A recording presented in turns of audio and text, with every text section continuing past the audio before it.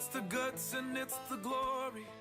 This is Sons of the Flag Radio, brought to you by Fire Engineering Blog Talk Radio. Our mission at Sons of the Flag is to revolutionize burn care and the quality of life for veterans, first responders, and families. Sons of the Flag believes that the future of burn care resides in research and development. Our vision is to accelerate the process of testing leading technologies and pushing them into circulation for immediate use by burn survivors across the nation. We are truly thankful for the support that everyone continues to show Sons of the Flag, even in the midst of these continued difficult times. Your support is what allows our mission to keep pressing forward, and for that we are all truly thankful for you. We'd like to start tonight's show off by honoring our brothers and sisters that we've lost since our last show. We also want to start including and recognizing our fallen law enforcement personnel and our fallen military heroes.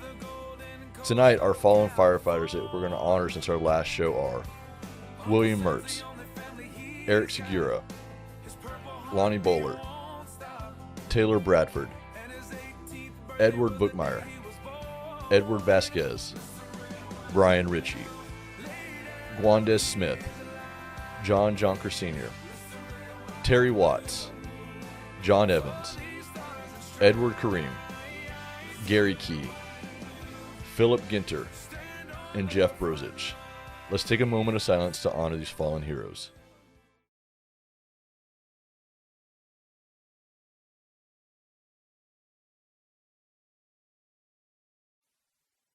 On tonight's episode, we have a very distinguished guest, one of our own board members, active board members, Lieutenant Commander Travis Allison. 12 and a half years active service as a naval aviator. Also a graduate of the Elite Naval Fighter Weapons School called Top Gun. I think we all know what that is. And I think we're going to dive into a little bit deeper about what that is and the reality versus Hollywood and what actual reality is, you know.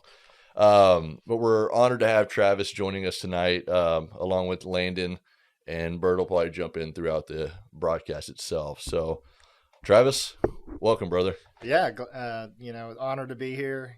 Just hearing that roll call, just brings chills to my body. There's just so many heroes that have just come in our lives that just, have put so much into making this world and this country a better place. So I appreciate the ability to even be here to talk. So thank you, Justin, Landon. It's always a pleasure to see you. Yeah, absolutely. We can, you said distinguished guest. I don't like to think myself as that. I'm just a normal Joe, grew up in Houston like a normal kid. I wasn't, the varsity quarterback. I didn't score 1,600. You look like the varsity quarterback, though. If you ever get a chance to look at him, come on. He's easy on the eyes, guys. It's all right.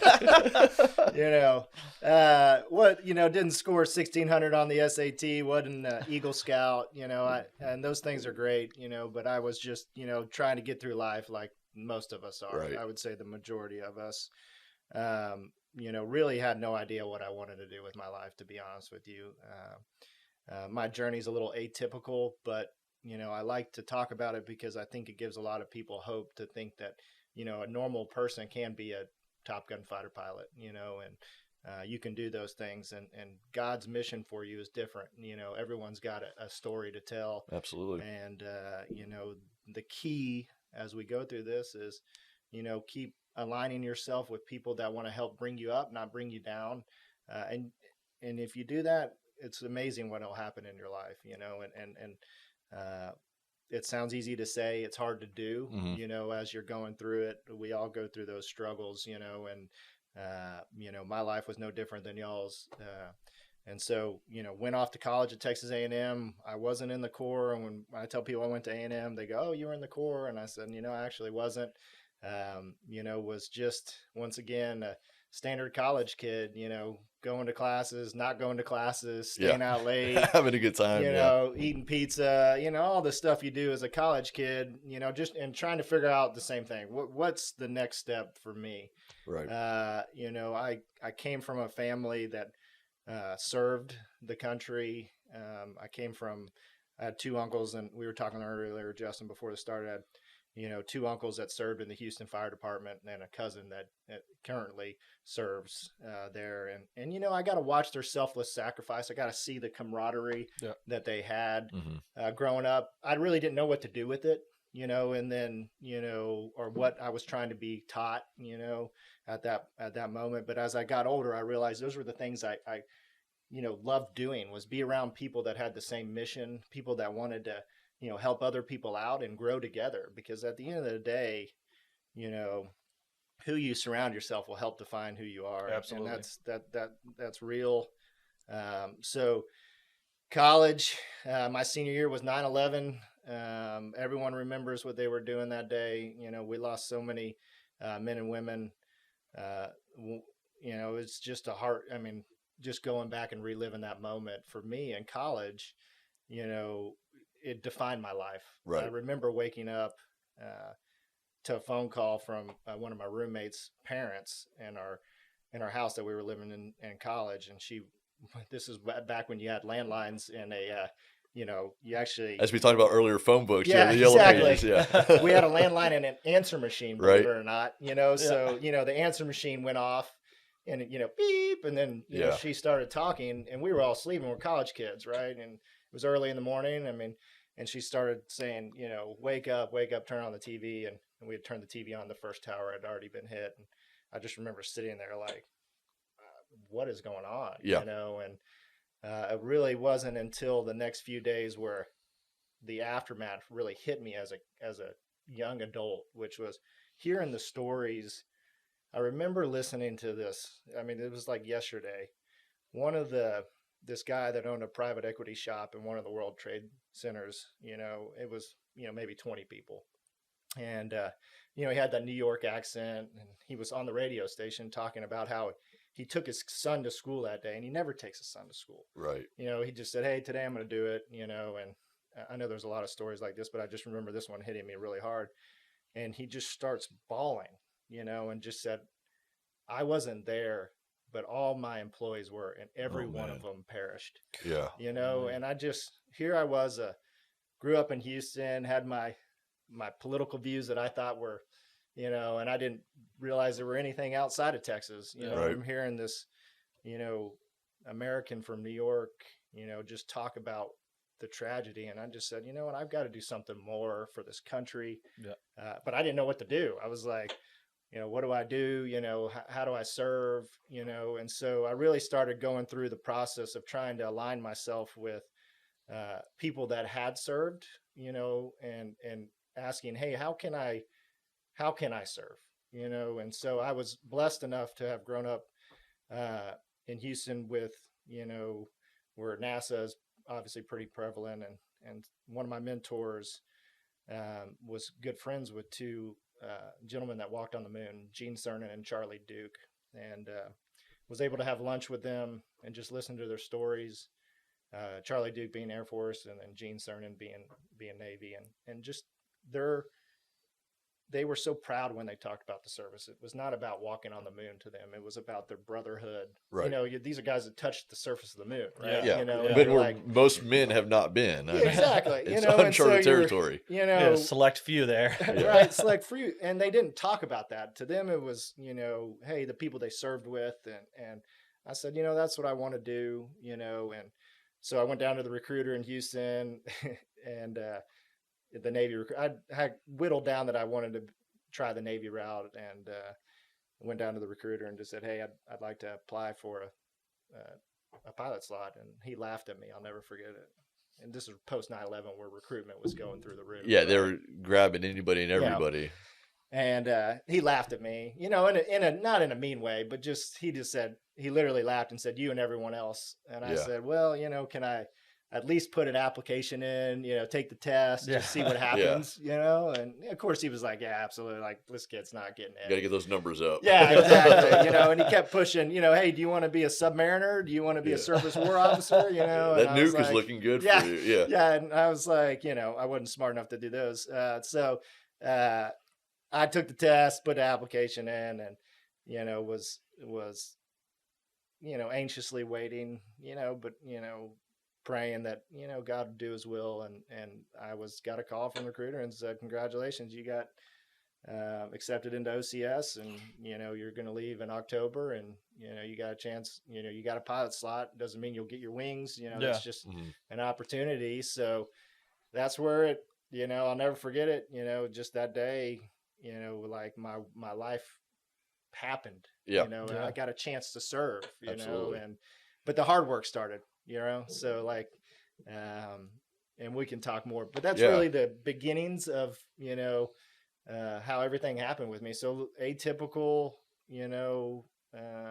but, more typical than you think. So did you graduate from A&M? Yep, I did. I graduated with a finance degree, and, never used it a second in the Navy, Yeah, that's awesome. But yes, did graduate. I always tell, with the aviation community, you have to have a college degree. So it's got to be a 4-year degree. You get commissioned rather by the Naval Academy for the Navy, for any of the academies, Air Force Academy or West Point for the Army, Coast Guard Academy. You go to ROTC, which would be like the Corps at A&M, or North Texas, or SMU or Virginia, wherever there's an ROTC program. And then the last commissioning source is OCS. Okay. So that's what I went in. Those are for people that didn't do it in college, but have a college degree and have to get commissioned as an officer before they can start flight school. And that's a 13-week program that I did down in Pensacola. They've since moved it, I believe, up to, I think, Rhode Island. I think it's Rhode Island. Yeah, it is now. But so did the 13 weeks down in Pensacola, getting beat up by a drill instructor. If you've ever seen the movie Officer and Gentleman, it is a movie, but it does a pretty good job of, showing, parts of the process. So, they shave your head, you kind of, it's the indoctrination. Lose your identity. Yeah, you lose your identity. Welcome to the new reality. Yeah. It's nowhere like Birdman's training, so I can never go there. But it's, for me, it was, 13 weeks was enough of running and doing push-ups, and I needed to get in the airplane. Yeah. So I wanted to, you kind of touched on a subject there. You're talking about boot camp. You go, or OCS, you're being indoctrinated, right? You're starting at the very bottom. Yep. Like the fire service, we go through probationary school or rookie school, depending on what region and what you call it. The job didn't begin. You just got the job. Yep. The real job begins the day that you graduate. And the job that we have is a continual learning process. And as you go through the profession, just like the fire service, if you're not learning and progressing yourself, you're not doing a damn thing to benefit anybody that you serve. Absolutely. And I think that kind of correlates to the military also, that if you don't, the day you graduate doesn't mean anything. You finish something cool, next phase, the job begins. Absolutely. So talk about that for a second, how that is, because obviously you went through OCS and then you went straight to flight school? Yeah. So, to kind of keep bridging the gap here. So get done with the OCS, and then as an aviator, you start and on the Navy side. So I'm going to speak directly as a naval aviator, not as an Air Force pilot. The naval aviators, we land on little runways out in the ocean. Yeah. The Air Force guys land on 10,000-foot runways. So you start what they call API, which is Advanced Pre-Flight Indoctrination. That's 6 weeks of just coursework. So you still haven't even touched the plane yet. Yeah. So once you graduate OCS, you're put into a pool. It may be a little different now, but the time-honored tradition hasn't changed much since naval aviation started, 100 years ago. And you're put in a pool with Naval Academy, ROTC, OCS, and you all start together. All walks of life. People from every state, every college that you can think of. And it doesn't matter if you're a Rhodes Scholar or you went to the best prep schools in the world. You all start at the same spot. Yep. Doesn't matter who your dad is, what congressman you knew or anybody nothing. Like that. Yeah. It doesn't matter. You all start at the same spot is what I love, because it's pure, grit and determination that starts working. The cream rises to the top is the old, the saying that all of our parents used to tell us. Right. It really is the truth. Like a little bit closer. So we start that's a 6-week course in Pensacola, bookwork. Once you're done with that, then you rather go to Corpus Christi, or you stay in Pensacola and at Whiting Field and you start the initial training. Back when I flew, a little dating myself, it was T-34s. Now it's T-6s, a single engine plane. It's your first time to get in an airplane. You do that for 6 months. Once you're done with that, you get ranked, and then that's when your selection starts. Hey, jets, helicopters, props, and then they'll send you off I selected jets, went to Kingsville Meridian, or where you do the jet training. Spent a year in Kingsville. That's when you start. I mean, I'll never forget walking up to that jet the first time, the T-45, and I was like, it just looked like a monstrosity. Yeah, now I go back and look at it, and it looks little bitty. Yeah. After you fly the Hornet and the Super Hornet. So, I'd love to hear about that first.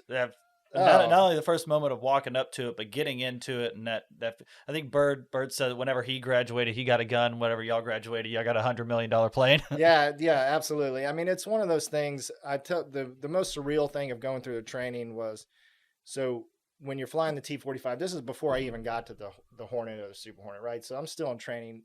To get your wings, it's about 2.5 years, right? From graduating OCS or getting done with college. It's a 2.5 year program. That's before you can even, put a gun on, right? Yeah, But you go to the carrier for the first time, in the T-45. And so I remember going to the carrier. I had never even seen an aircraft carrier before. Okay. So here's a kid that had never walked on an aircraft carrier, never seen one in person. And I remember flying over the top. It was the JFK was the carrier that we qualled on. And you got to get 10 landings, 10 traps is what we call them, where you actually stop, and then you'll do 6 touch and goes where the hook is up and you're landing and kind of practicing your flying the ball. But I remember getting overhead, and you go to the boat the first time by yourself, right? Like there's no one in your back seat, no instructor, because no instructor is dumb enough to fly at the boat. So I remember getting overhead the JFK and what we call the Marshall stack. And I remember looking down, and I remember laughing vividly in my oxygen mask, and just laughing almost because it was like, I'm really going to go do this. Like, I'm really landing. I mean, it looked like a postage stamp. I mean, it was, I could see the wake. I could see other planes landing, and I just thought, I cannot believe I'm about to go do this, and then I came down, went into the break, turned into the groove is what they call it, called the ball, and it just seemed like a blur to me. Right. And you probably remember the first time you did something that was, you trained your whole life for, and you did it, and people ask, well, how was it? You're like, my training just kicked in, so that's where the training, the repetition, and, I'll get into that when I get into, Top Gun and really what they try to teach at that school. Because at the end of the day, it's about becoming a better teacher. That's how you get back. Correct. You learn. The people that become the best at what they do give back, and it's by teaching, right? The next generation or whatever. And learning to be a good teacher is super important, obviously. And so that was my first attempt at the aircraft carrier, and then, selected F-18s out of Oceana, which is in Virginia Beach, packed up, went over there. That was a little bit different, meaning I remember that, walking out to that plane for the first time, and you're like, okay, here's an afterburning, jet that can go the speed of sound, and I'm about to strap this puppy on, and that was a surreal moment. That took about a year of training. And then once you're done with that, I went to my first squadron. And when you go to your first squadron, you're the new dude. You're the guy, you walk in, and literally, I remember the senior guys in the squadron coming up to me and saying, my call sign was Diesel. And they said, Diesel, don't say anything for 6 months, and I remember thinking, well, why can I not say anything, and it was, at the time you realize, this seems pretty mean, but it's part of the culture, which is, hey, your job is to just learn for 6 months, right? Right. Your job isn't, obviously if it's a safety thing, you can speak up, but, just learn the culture, be part of the, the learning process. You're brand new. We're not sending you into the, the Lion's Den, the first mission, Yeah. I couldn't even fly a combat mission, for the first couple months I was on deployment, Oh, before wow. they even let me fly one, Yeah. so it's just, there's a lot of work that goes in before you even can get to that spot, and so first squadron, I'm deploying on the Enterprise. We're doing OEF and OIF at the time. So this is back in 06 and 07, Afghanistan and Iraq. And, we're flying 7, 8, 9-hour combat missions. Oh, wow. And really that's when the reality of what I was doing started hitting me. When you started talking to guys like Birdman on the ground, and you could hear in their voices, just, they were calm and collective, but you could hear, bullets in the background, or, wrestling in the background. And you just thought, here are the men and women doing the real work, down there on the ground. So, we got to make sure we're on our game, supporting them, making sure they're getting the help they need, down there from our side, because, the aviation part, can help change the game for them, where they can go in and actually, kick down the doors and do the things they got to do. So, the SEALs and the special forces, they're doing the Lord's work. When sure. I was recently listening to the book about John Chapman, and they're talking about exactly that. And they're in a firefight with Al Qaeda, and I mean they're just being bombarded. And one of the guys had to just do a line sight drop, and I mean it changed the course like immediately. Yeah, like just absolutely changed it. Yeah, and I mean it's you can hear, like I said, they're calm and collective. They're trained, professionals, and when you actually talk to them, when we would get done with missions, we would talk to them by what we call SIPRNet, which is text messages that's encrypted, right? So iMessages for war, and what you would talk to them, and then they would really explain to you what was going on, and you couldn't believe the danger that they were putting themselves in for our country and really other countries, because people don't realize all this stuff has been joint. When I say joint, the Brits, the Australians, the French, people always ask me, who was the best ally when you were serving? I always say it was the French, because we would fly with them off the Charles de Gaulle, and they were, we loved flying with them because they could actually drink on their carrier. Yeah. They knew had a good time. They all went to A&M also. They had a good time. Exactly. That's Americans, there's no alcohol on that ship. So, anytime you could take advantage of a cocktail after a flight, you would, so, but don't tell anyone I said that. But yeah, so that was really, my first, go at it. Right. So I do a combat deployment, I come back, you're seasoned. It'd be like doing your first, you go knock down your first house, do your first fire, you're feeling a little confident, right? You're starting to build some confidence, and that's, that's where you start really seeing a change in someone. I always tell someone, seeking the knowledge first, right? Right. Then you got to apply the discipline to like study the material, right? So, I mean, you and I can both go, hey, let's go study this. That's seeking it, but are we going to do anything with it, right? Then once you start learning about it and you're developing some education behind it, now it's putting it into action, right? And, people always, the Top Gun, movie made everyone think that a bunch of fighter pilots just walk around with their shirts off and play volleyball and ride motorcycles, and that's so far from the truth, and they think, oh, they're just cocky, and the best aviators I flew with were just confident. They were confident, and they built confidence by doing, so they would do those things. And they're probably the most quiet too. Absolutely. They're not boastful. Yeah. So when I was done with my first tour, and you're going to do in the Navy, you've got to do, you're done with your first 3-year tour, you've done a deployment or two, and now it's like, what's next in your career progression, right? And there's, thousands of things you can do in different schools that you can go to, continued education, right? Mm-hmm. You can rush the Blue Angels, you can go be an instructor at the RAG, you can, apply for a Top Gun, spot. different, all sorts of different things. You can be an admiral's aide. The things are endless, Right. you know. But you know, I had been really impacted by my training officer. So every training officer in an F-18 squadron is a Top Gun graduate. Okay. So, and my training officer at the time just had a profound impact on me. He carried himself with that quiet confidence.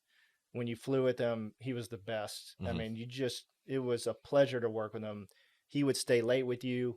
You know, if you were struggling to get a material down, it was just,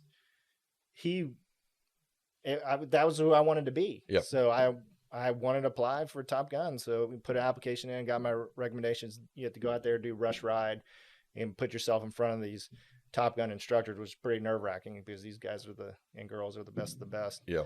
And, you know, then it's sit around and wait again, you know, to see if you got a chance to go. I was once again blessed enough to have a chance to go to Top Gun. And then, you know, the 3 months of schooling there, 3.5 months, that's where the real fun began. That's when, you know, my confidence level and trajectory just changed instantaneously. So I want to go into that in a second. You brought up some really great points, and I think that can tie into the fire service extremely well because you've reiterated the fact that it took several years for your crew to trust you. Yep. But 2, to build that level of confidence to be where you were comfortable in performing the actions, right? You know, we talk about getting back to the basics in the fire service. Everybody's got to understand the basics. You come out of fire school and you get your first assignment at your first station, or you get hired on your first job. You know, everybody's a little bit different, but the nerves are what drive people. And I've always told people I thrive being uncomfortable. Absolutely. Because when you place yourself in uncomfortable situations, you take everything in, right? You ask the pertinent questions. You really seek, like you keep talking about, seeking that information. And I think for anybody that's going into the fire service, especially listening to this podcast, or anybody wanting to go in the military or the fire service or EMS, whatever it may be, like you said, you've got to keep seeking. I think if you have that, just that, I guess, that courage to take that next step, to allow yourself to have a little bit of humbleness and humility, not be afraid to fail, but take that chance, I think you're going to be that much more successful going forward. And, you know, you keep talking about going through the reps, and, you know, your guys ended up finally having to trust you.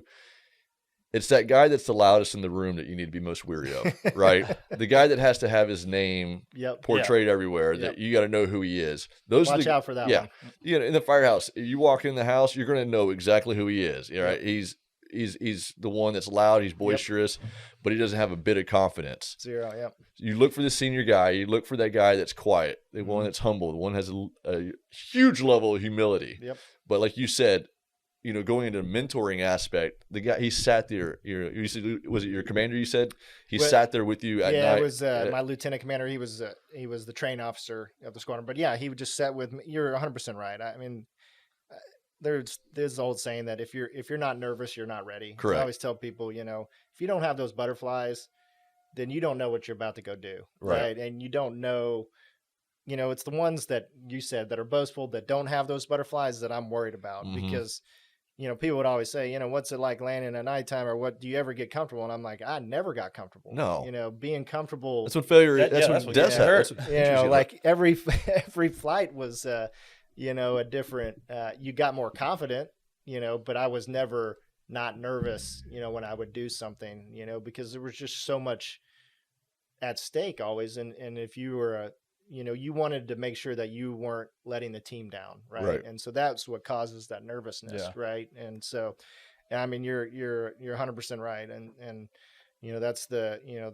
the quiet confidence, but it's the, you know, the other thing is, you know, what I hear, I forget. What I see, I remember, and what I do, I know. Yeah. You know, that's you have to really, you can study all this stuff, but until you start putting in repetition and that kind of leads me to the Top Gun. You know, I remember getting there and, you know, I'm with 12 other candidates, Marines and Navy. And so I was a single seat pilot up until Top Gun. And then in Top Gun, I went through as a 2-seat pilot. So you could have multiple branches going into Top Gun. It's not just Navy. Well, it's Navy and Marines. So Marines are part of the Navy. Correct. So the Marines send about 4 pilots or WISOs, weapon system officers, to Top Gun, and then the Navy will send, you know, 6 to 8, just depending on the size of the class. Okay. So there's a 3 to 4 classes a year. Okay. It used to be 4 when I was going through. I think they've now gone to just 3 classes because they've made it a little longer. So not a lot of people, as you can tell, that are going through a year. So you may get, 30 graduates or so. So it's a pretty elite group. And, you go in and you start. And I remember the commander of Top Gun, he gets up and, he doesn't give this one of these things like, you're all going to fail. It's the, hey, you've earned your right to be here. Now the real work's going to begin. But our job at Top Gun isn't to make you a better pilot. It's to make you a better teacher. Right. Right. Wow. And that kind of hit me. I love that right there. Yeah. I love that. And I thought, okay, you become a better pilot, but I mean, it's the teaching part, because what they want to do, and when you graduate Top Gun, is you're sent back out into the squadrons to teach, right? And if you can't teach, you're really useless. Absolutely. To the benefit of the Navy. And the story of Top Gun, if you ever get a chance to read it, there's a great book called Top Gun that you can order on Amazon, and it just tells you the story of the mantra of Top Gun, which is consistent, repeatable habit patterns. All right. So I tell my son all the time, do you think, Dirk Nowitzki, the basketball player for the Mavs, I just say because we're here in Dallas, he shoots 90% when he was playing from the free throw line because he just woke up in the morning and just happened to be 6'10" and can shoot, No, I mean, he went out there most likely and shot 1,000 free throws. Yep. Right. And so I missed 75% of them first. missed, right. And so, my son who's 9 thinks that, instantaneously things should come to him. And I'm like, that's just not how it works, buddy. And, so it'd certainly be nice. It certainly would be nice. It would get boring too. So it's the consistent, repeatable habit patterns. It's doing the right thing over and over and over and over again, and to the point where it's over and over and over. And I mean, that's how you get better. Yeah. It becomes almost ingrained in your mentality. That's the secret recipe for becoming elite. Right. Doing the right thing consistently over and over, whether it's, flying a plane, being a Navy SEAL, being a firefighter, being a police officer, taking photography stuff, Absolutely. being reading your Bible, whatever it is, that's how you get better. Right. And that was the mantra at Top Gun, and that was just, you start learning these lessons and you go, okay, and you start learning the history reading, and that consistent, repeatable. So back in and I'll give a little, background, Top Gun, there was a life in the Navy before Top Gun, believe it or not, and that was, I believe today is actually the anniversary of Top Gun. Oh, wow. So probably 50 something years. Oh, wow. I should know that, but, this is Vietnam, right? So in the middle of Vietnam, we had new airplanes, new technology. We should have been really whooping the butts of the Vietnamese in the air, right? They were flying, outdated Russian MiGs, and we had just built an airplane that wasn't built for the war that we were fighting. Close quarters, the rules of engagement where you had to see the other. I mean, there were just so many handcuffs that the government were putting on our soldiers, our warfighters in Vietnam, and a squadron. There's usually 4 squad. Well, now there's 4 squadrons on a boat. So imagine 4 different fire departments, right? You may have Houston Fire Department, Prosper, all sorts of things. Well, do you teach the same things? I don't know. Those are right. But you all come together and then they say, okay, Justin, you're going to go to this fire with Landon, right? And you're from different departments. Well, when you get in this fire, you're doing one thing, he's doing the other thing, right? That'll get somebody hurt real quick. It gets you, even though you've gone through training, it's different training, right? And so the kill there's a reason you have fire brush and there's, So, the kill ratio for the Navy to MiGs was about 2.5 to 1, which we were still winning, but we were losing too many people. And so, this gentleman named Captain Alt did the Alt report and said, hey, we need to have some training for our naval aviators. You can't go from one squadron to the next and they're teaching different things, and there's no consistency. And so they pulled a few aviators off the carrier, said, hey, we need to build a syllabus. There's a lot more to the story. If you get a chance, read the book. And then they taught in literally a year's time frame. They taught the first graduates of Top Gun. They sent them back out to the aircraft carrier, same war, same planes, same missiles. Nothing's changed, right? Other than the fact that they are now going back to these squadrons and teaching the same principles. The kill ratio went from 2.5-1 to 13-1. Wow. In a year. There was no new technology. It was just consistent, repeatable habit patterns. Hey, Landon, you're going to learn the same thing as Justin. Yeah. Sorry. Yeah.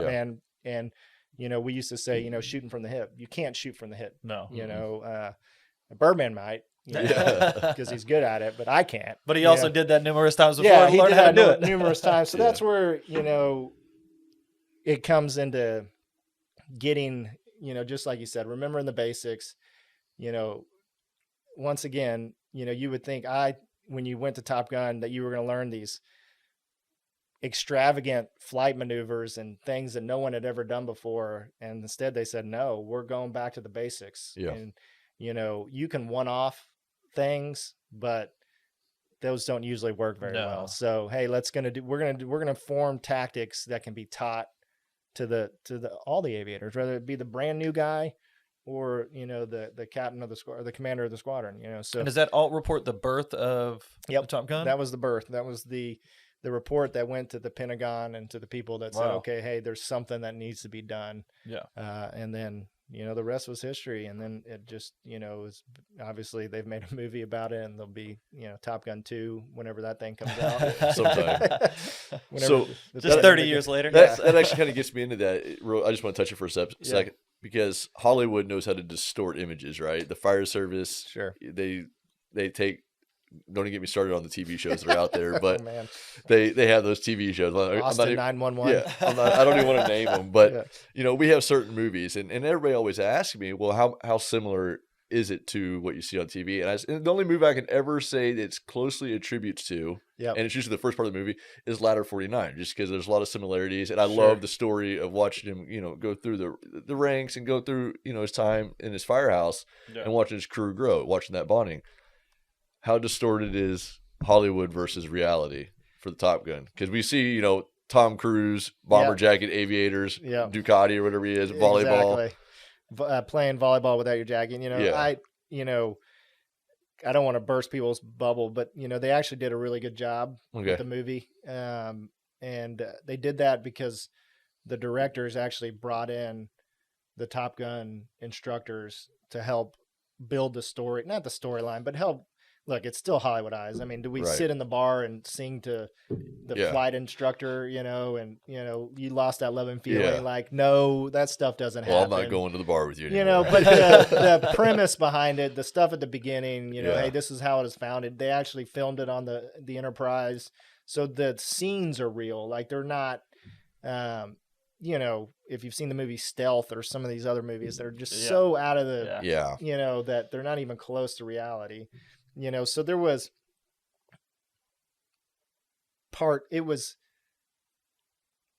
it ended up becoming the Navy's #1 recruiting tool, believe it or not, at the time. Really? You know, without that movie, you know, there would have been a lot of people probably that didn't even know what naval aviation was. Probably didn't even know what Top Gun was. They would they would just end up as a corpsman. Exactly. You know, so I can't say that it was, like I said, the scenes of the singing in the O Club or playing the volleyball, you know, and riding on your motorcycle, that stuff's Hollywood. Yeah. But, you know, the actual call signs, the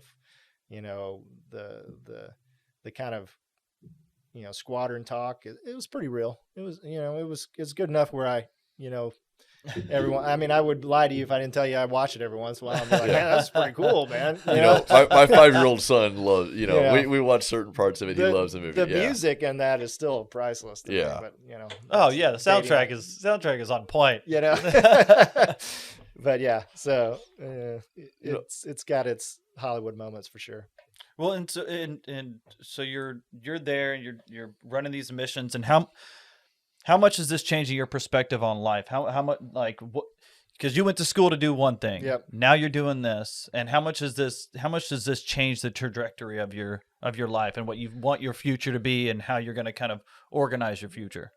Landon, that's a great question. We could probably talk about that for hours. Yeah. You know, I will tell you that service to this country is something that I think that most people should aspire to do. It doesn't mean it has to be in the military or a firefighter or a police officer. It could be serving your local government. It's doing, in this country, we have an opportunity to serve, right? Yeah. We're not forced to do it.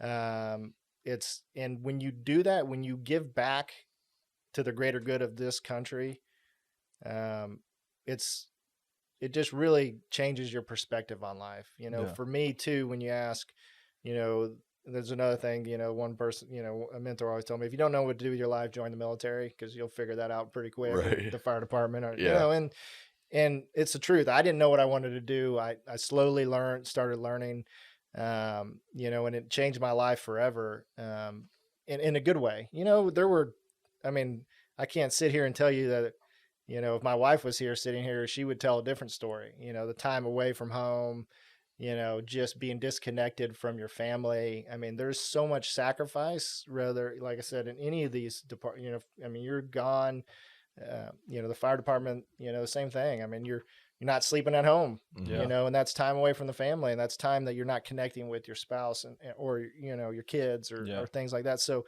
I know not more, but I know that is just as important, you know, what the spouses are doing to support, you know, the men and women that do serve, because that's just as important of a role. So I want to make sure that's said too, because, you know, there are a lot of, you know, spouses that, you know, struggle because of the strain that it causes.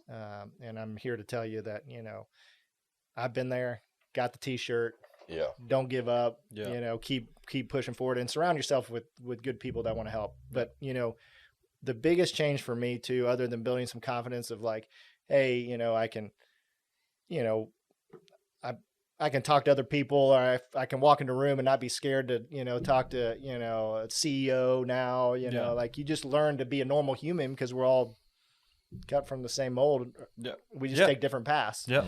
Was, you know, I grew up in a bubble in Houston. You know, I grew a really blue collar family, you know, conservative viewpoints, you know, and when I joined the military, I was with all walks of life, you know, left, right, middle, orange, black, you know, you name it. Yeah. And they were all there for the same reason. And it just completely changed my point of view of like, you know, we need to be more in the middle. Yes. Right. Of this country. You know, we take, I'm not going to get political. That's not the point. No. Of it, Yeah. That's what I learned, which was learning to listen to another viewpoint, to another side. And when you go start sitting with other countries and you're going to do a flight brief, I mean, you realize how blessed you are in America. I know that sounds cliche, but really, I mean, you sit with some of these pilots from Jordan, UAE, I mean, you name it, and they don't even, their life is scripted before they're even born, you know. And I remember doing a mission with the UAE, and they were flying F-16s, and everyone that's in their fighter pilot community are literally part of the royal family. You know, it's just like, you're the prince's son, you know, like, it's crazy, you know, and you know, you'll do these, you know, training missions with them, and you'll come back and you'll debrief them, and you'll be like, okay, hey, we shot, you know, Justin at this time, you know, there's more to it. And they're like, no, that person doesn't die. You're like, what do you mean they don't die? Oh, that's the prince. He doesn't die. And I'm like, well, he died. You know, I mean, I shot him, you know, like, you know, like it's just stuff like that where you're like, it's just a different world out there. And Birdman can talk to it from, you know, boots on the ground. This was just, you know, flying above it, you know, but yeah, I mean, Landon, that was a great question. You know, it definitely changed my viewpoint on life. You know, I definitely, to become more in the middle, to kind of listen to both sides, to, you know, we talked about it earlier. Yeah. You know, just being more, we all screw up, man. I've served with, you know, so many people that, I mean, maybe dropped a bomb off coordinates, or maybe did something, you know, couldn't land on the boat. You know, I'm a product of the guy. The first time I went to the carrier in the F-18, I didn't qualify. And I remember thinking, I just spent 2.5 years of my life to literally say I'm going to wash out, you know. And what, you know, to your point, Justin, I had a group of instructors that's, you know, said, hey, we're going to get you through. You're going to have to put in the extra work, you know, and you're going to have to stay late, and, but we're going to get you through, you know, and that I got through, and so we all fall, we all make mistakes, don't judge someone because they trip and skin their knee up, or they make, so those type of things. That's really kind of how my viewpoint has changed. And it's that act of growth, like we've been talking about with growth and then redemption and the opportunity to, change your mind, the opportunity to move into a different direction, and the opportunity to have people around you that care about you doing absolutely. that. No doubt. And it's been, that was, the service of the country that'll be the greatest gift I've ever, well, not greatest gift, but that's, now I'm in the business world, and that's a whole different world. Yeah. And everywhere you turn, someone's throwing a spear in your back, and you just lose that camaraderie. And I think that's why a lot of, type A, war fighters, whether it be in the military or, firefighter, police department, when they make a career change out of that, they struggle so hard. We talk a lot about PTSD, and it is 100% real. But you don't have to have gone through trauma to experience PTSD. You can have made a change in life, and losing that brotherhood is, I'm telling you, it is, you realize how important it is when you don't have it anymore, and that's why, I want to give back to Sons of the Flag, and why Sons of the Flag is so important in my life is just, it allows me to maintain that brotherhood still, and be passionate about something. I think one of the things that, that are conducive to growth, whether it be in the military, business world, and the fire service, is being able to have difficult conversations, right? That's the beautiful thing about the brotherhood, right? We're going to have our fights. Like you just said, we're type A, alpha males, females, whatever it may be. But if you're unwilling to have those difficult conversations, reevaluate, right? You said you were nervous about washing out. Yeah. Well, there's probably a difficult conversation that re-engaged your mindset. You're going to have, guess what? You're putting in extra hours. We're staying later. You're going to get this. I'm not letting you fail. You're not going to fail yourself. And this is why you're not going to do it. And you have those guys that are willing to put that extra effort in. It goes back to the teaching. If you're not willing to teach or instruct, you're failing everybody else, because you've got to be willing to take what you give and give it back. Yeah. Keep the cycle growing, right? That's absolutely the beautiful thing about the military and the fire service, is that you have to keep giving back. If you don't give back, we're never going to progress in the direction that we do. We're going to remain stagnant, and we're not going to grow in the way that we're supposed to do so. Absolutely. It's, a muscle atrophies so quick. Think about, anytime you stop working out or stop running or you hurt yourself, that muscle goes quick, right? But getting it back is like 10 times harder than losing it. Absolutely. And so, you don't want these, our country is built on the backbone of these wonderful organizations like the fire department and the military and the police department. And, and if we don't continue to keep giving back to those communities and helping those people, men and women that leave too. And while they're in it also, what's beautiful about the fire department and the police department is it's local communities, right? And you can help them, right? Like you can literally go down there and bring them food, just talk to them, do whatever. That's what's so cool. The military, you can't receive anything. It's like if someone buys you a lunch, that's technically illegal, right? Like there's just, you can do, you know what I'm saying? So you can't walk onto a military base.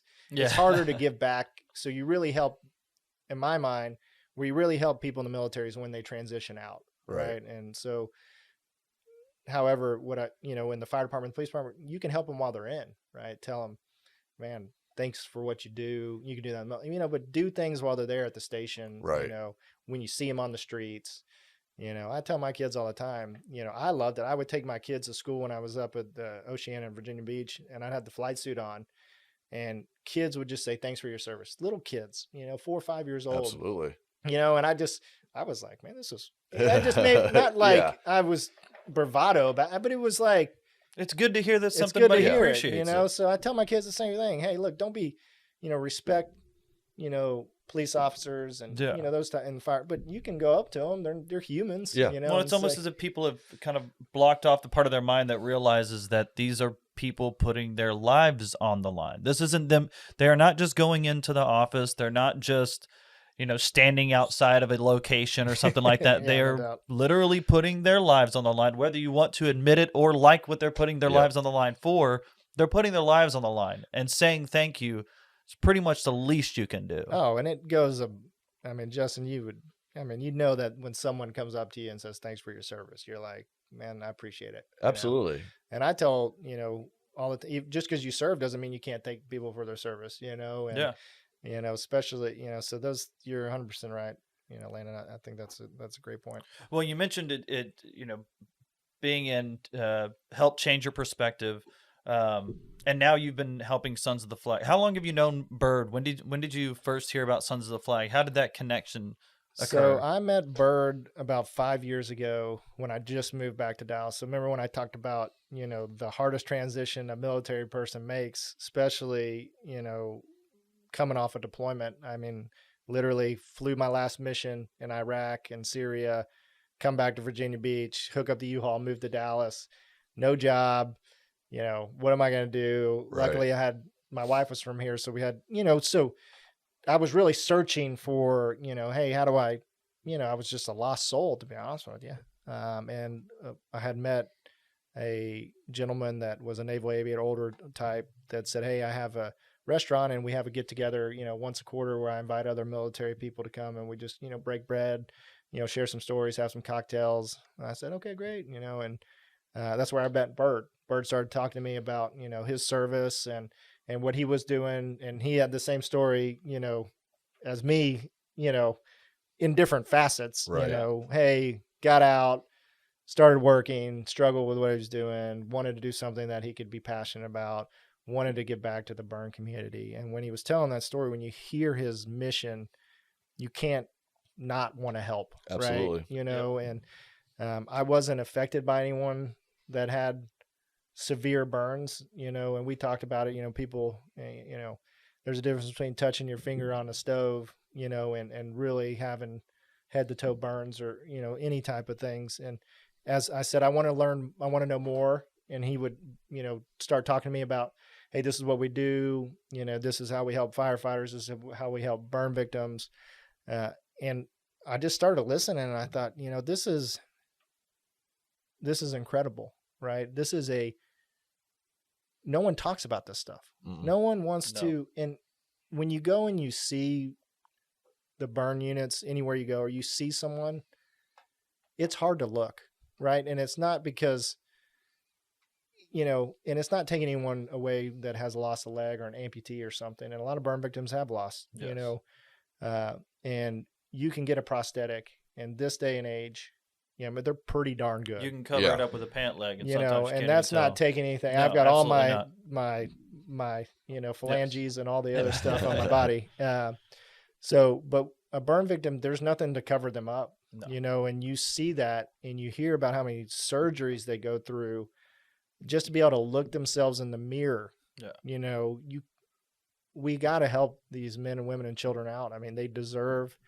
And their to have families. life. And their families. And their families You're are right. part of the process too. Yeah. Absolutely. It's not just a single person that's affected. It's a group of people. Yeah. Absolutely. I mean, you're 100% right. It is, and the families that go through it, they're just as affected. You're 100% right on that. And, Bird did that. He said, I'm going to leave my job and I'm going to do this. And I don't care if anyone pays me because I want to make sure that these people are taken care of. And, that was given back. And, both of you serve this wonderful organization. The lives that it affects when you see these people. So it's hard to get the message out. Yeah. Because once again, burns aren't talked about. People don't want to look at them. It's not pretty. It's not pretty. No, it's not pretty. And obviously, after you've been burned, some of these people they don't want to be seen. Absolutely. And I don't blame them a single bit for that. And that's why it behooves us even more to try to explain it and try to bring up the circumstances that they were in. Because typically, if you tell the person, they were in this house fire, burned this many times, and they can sort of visualize in their head what this person went through.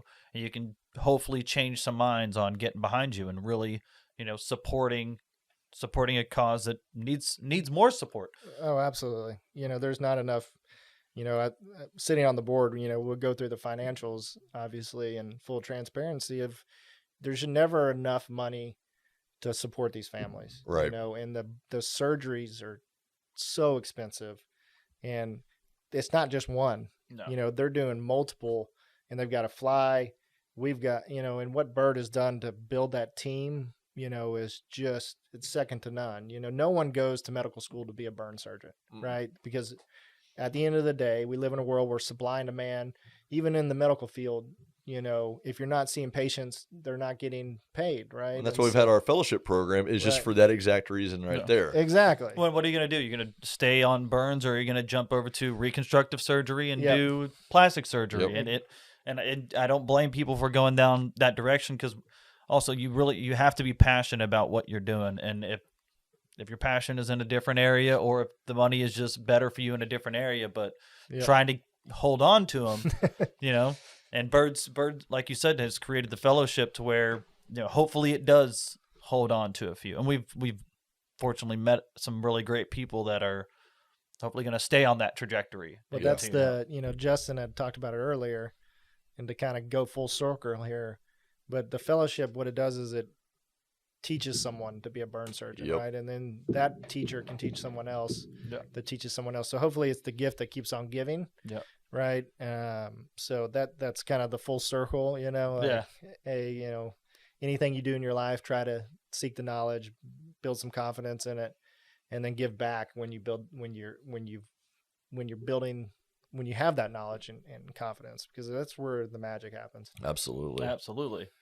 Yeah. I think, this is just a testament to what we've been talking about, the passion as a burn surgeon. You got to have a passion for it. The passion in the military. You got to have your want, but then once you know what you want, you got to figure out what your why truly is. Why are you going to do this? Is it going to be a self thing, or is it for a service thing? Is it for the country? Is it for the betterment of somebody's life? And I think it's a beautiful thing that we're doing. We talk about the task force all the time. We try to recruit members. We want guys to join our task force. We want guys to be the boots on the ground. You have people like Travis up here on the board who are putting the work in behind the scenes, along with Bird and several other people, Sherry and Landon.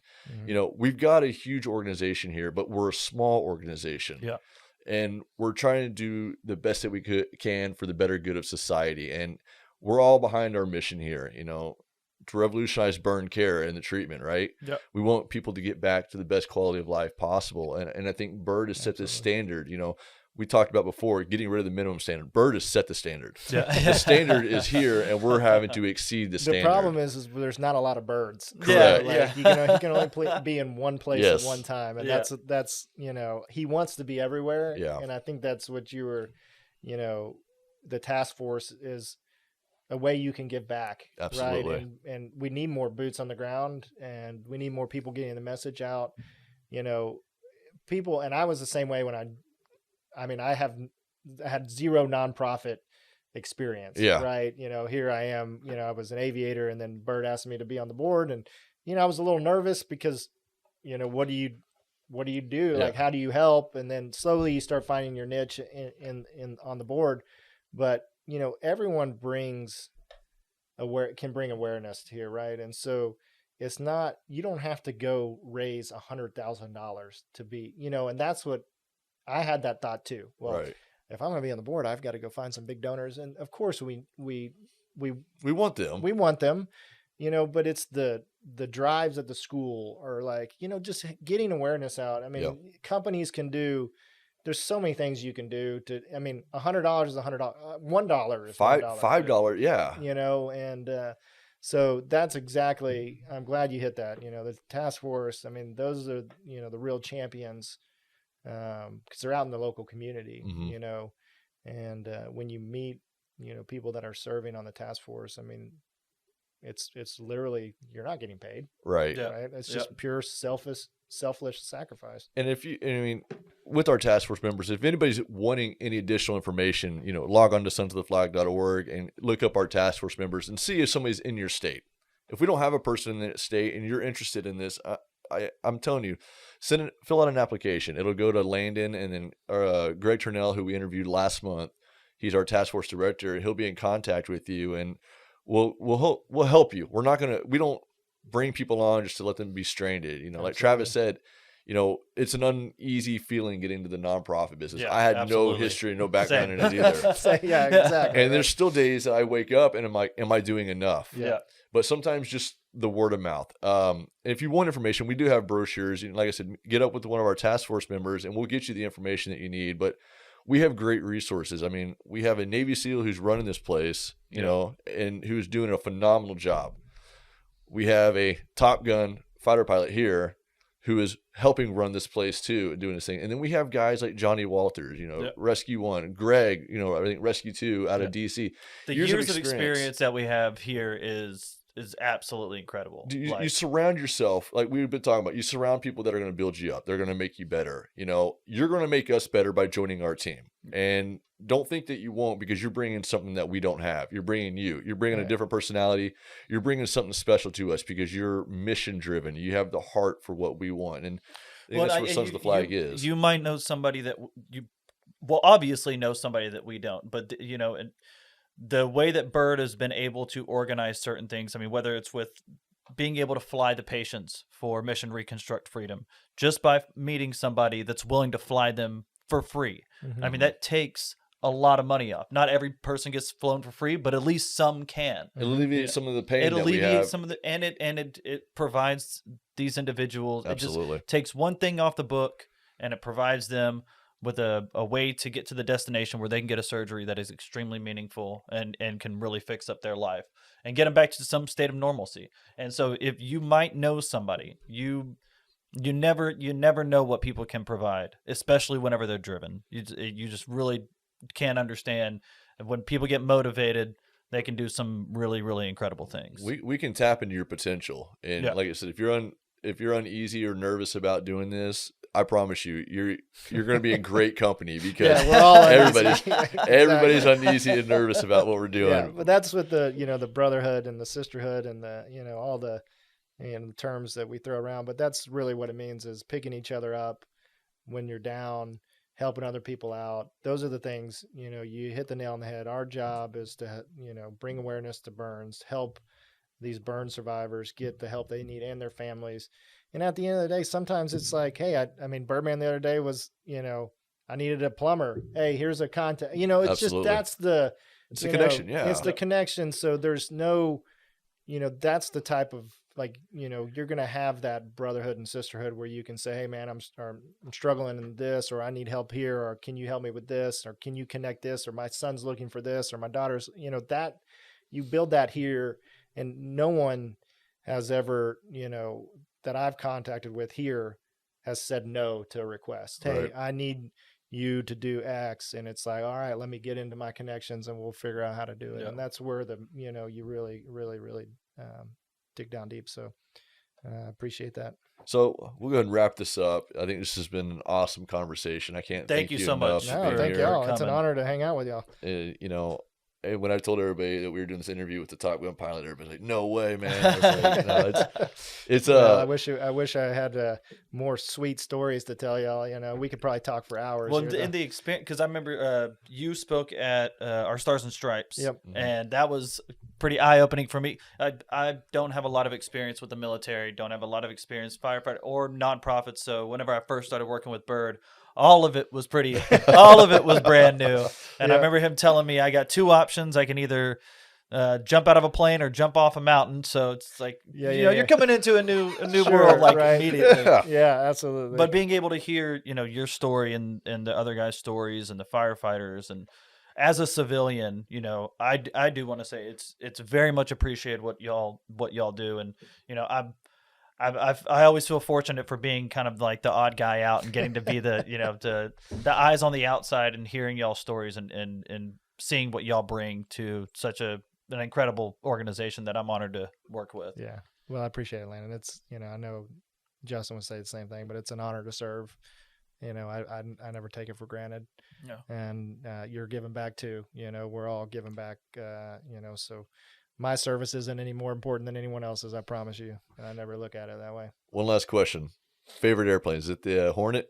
Yeah, so I had the luxury of flying pretty much every model of the F-18, so the A through the F. So A through D were the first generation Legacy Hornets, and then the Super Hornets were the E and the F.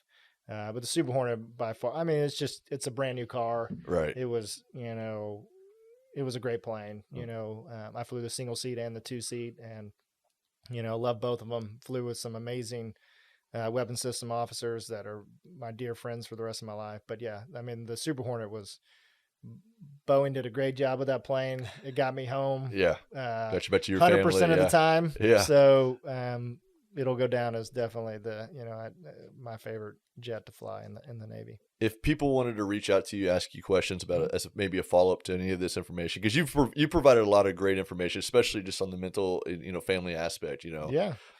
Is there any way they can reach out to you? Yeah. I mean, email me. I'm an open book. I want to help out. My email address is Travis, my middle initial R, and then my last name Allison, and that's Allison. So Travis R. Allison at gmail.com. Shoot me a line. Happy to talk, anything, Awesome. and give you my perspective or just my pitfalls, my shortcomings. Yeah. And maybe that'll help you in whatever you're doing. But yeah, happy to reach out to me. I'd love to talk and chat. And if somebody wanted to, obviously they can email you about Sons of the Flag and stuff like that. But, Yep. If you were going to tell somebody, if you were going to give a person one piece of information as a board member on Sons of the Flag, what is something that you would ask them to do, whether it's sharing the message, giving a little bit of money, going to the whatever is the most important, kind of your view? Yeah, I mean that's a great question. It's bringing awareness, right? It's just sharing the message. When you share the message, the donations will come. It's never about just going out there to get. It's a nonprofit. It survives on money, obviously, but it really survives on the word of mouth. That's the biggest donation that we ask for is, supported by word of mouth. That's it. That's your donation, Yeah. So I appreciate y'all, letting me sit here with y'all. It's been an honor. I've enjoyed it. Now I got to get back to the real world. Absolutely. I could sit here and talk with y'all all night. We've talked, humble yourself before the Lord, humble yourself before your peers and family, and you'll do great things in life. You just got to have that element of humility and humbleness about yourself, and don't ever stop being a student, right? Always be the student. And then when you can instruct, help out a little bit, right? Be the mentor that you're supposed to be. So, again, Lieutenant Commander Travis Allison, again, I thank you from the bottom of my heart for being here. This was a great conversation. We're glad you're part of the team here at Sons on the board. You got a big role with us, and we're happy to take this journey with you. So, again, thank you. It's an honor. Absolutely. 100 stripes, 100 stories. It's the pledge of allegiance on the. Thank you for listening to Sons of the Flag Radio. We truly hope that you enjoyed tonight's episode. If you'd like to listen to any of our other episodes, then log on to Fire Engineering Blog Talk Radio and type in Sons of the Flag, or log into YouTube and type in Sons of the Flag. If you'd like to support Sons of the Flag or join our team, or would just like to see a list of any of our upcoming events, then log on to www.sonsoftheflag.org. Be sure to look us up on all social media by typing in @SonsOfTheFlag. As always, we thank you for listening. Stay safe, stay passionate, and make sure you keep the mission first.